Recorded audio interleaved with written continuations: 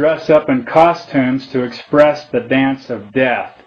For those who celebrated Halloween, they dressed up at night. Americans added trick-or-treating to Halloween.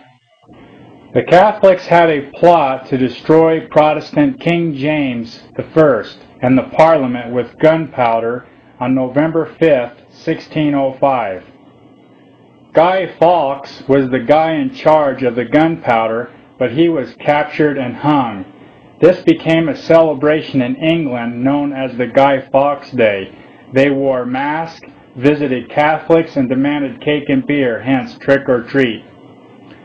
On October 31st, Martin Luther nailed the 95 Theses up on the wall to dispute the Catholic Church versus the Bible. This was the day that was called the Reformation Day. The Protestants celebrated this anniversary. And here the Catholic uses this celebration to celebrate witchcraft and Halloween.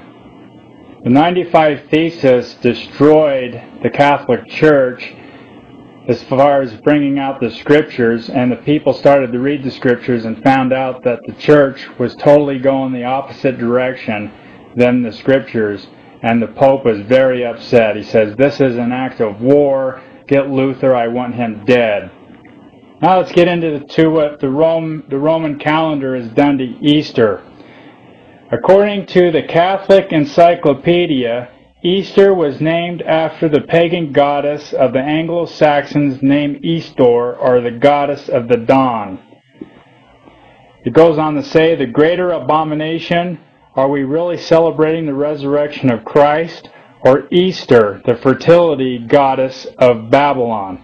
So you can see who is behind the calendar, who is behind these holidays, these satanic holidays, to get us away from worshiping the true Son, S-O-N, and worshiping the S-U-N, or Baal, or the goddess of Babylon. This is on the central entrance door of St. John's Lateran, the Cathedral of the Bishop of Rome, or the Pope's official church in the Vatican. And it translates the Supreme Mother of Churches. And there's only one church in the world that claims to be the Supreme Mother of Churches, and that is the Vatican, fulfilling Revelation 17:5. And it goes on to say, "And upon her forehead was a name written, the mother of harlots, the abominations of the earth." So you could see that John was describing who is the mother of harlots. As you could here you can see the initials IHS on the Vatican's own coin. You really have to blow this up so you can see that IHS stands for the Egyptian deities, Isis, Horus, and Seb. And here you can see, we'll pan away so you can see the coin. And there's the Vatican's coin. This symbol in the yellow is the yin-yang. It's the symbol of the Roman Empire. It dates between the 4th and 5th centuries. Most people think it comes from China, but China links it back to the 12th century.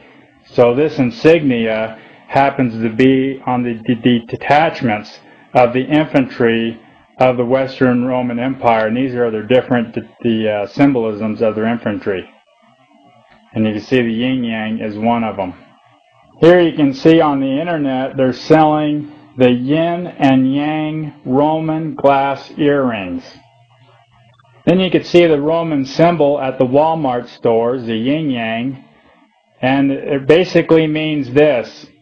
Well, everything has its yin and yang side. It means there is a little bad in the good and a little good in the bad, which would mean there is no absolute good or evil. And here you see another photograph at Walmart showing the symbol of the Roman yin-yang. What you see here is the Iron Cross of Rome. And as you can see, the Pope wears the Iron Cross on his uniform. And right here is the Iron Cross with the Nazi swastika in the middle during Hitler's day.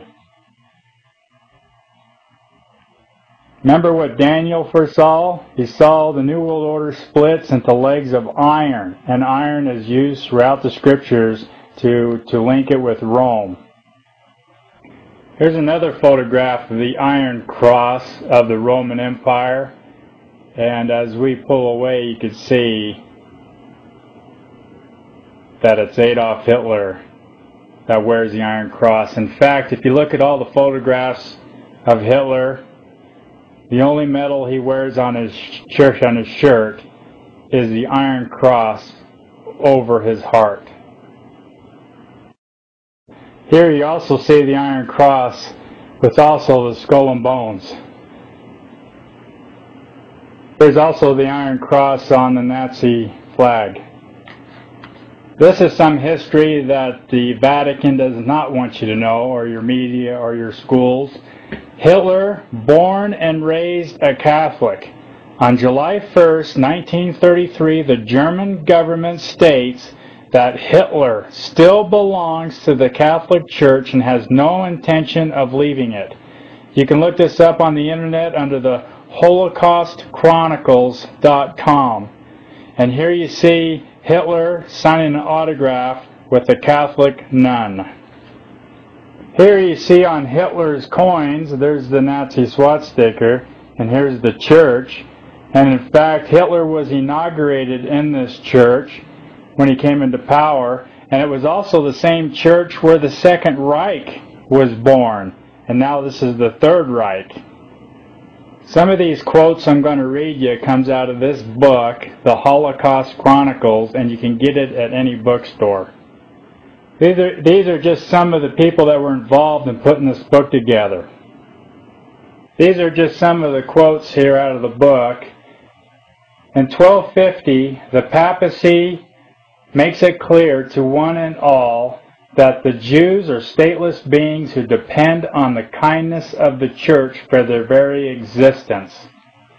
And as you see here, there's a woman pleading for her life, a Jewish woman, and you can see the Catholic priest is sending her to her death. On April 26, 1933, Hitler claims that he is only doing to the Jews what the Catholic Church has already done to them for 1600 years.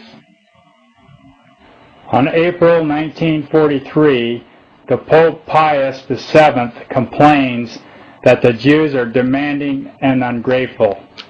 In this picture you see the Gypsy boys were selected for cruel surgery to remove their penises and testicles. Hitler was keenly interested in sterilization of undesirables as a way to control unwanted population growth. How sick. In May 5th, 1945, the presiding bishop of the German Catholic Bishops' Conference instructs his priests to say a Mass in Hitler's memory. So here we are, the Catholics are celebrating Hitler. Okay, listen very carefully. The beginning of the Third Reich. On July 20th, 1933, the Vatican signs a concordat with Germany. Pope Pius XI considers the treaty as protecting Catholic rights in Germany. However, by this action, the Vatican helps legitimize the Third Reich in the eyes of the German Catholic hierarchy and laymen, as well as of the international community. As a result, the concordat helps pave the way for the Nazi totalitarianization of Germany's society and later German attacks on the European state system. This is what the Third Reich is, people. It's a concordat or a contract between the Vatican and Germany. This is a very telling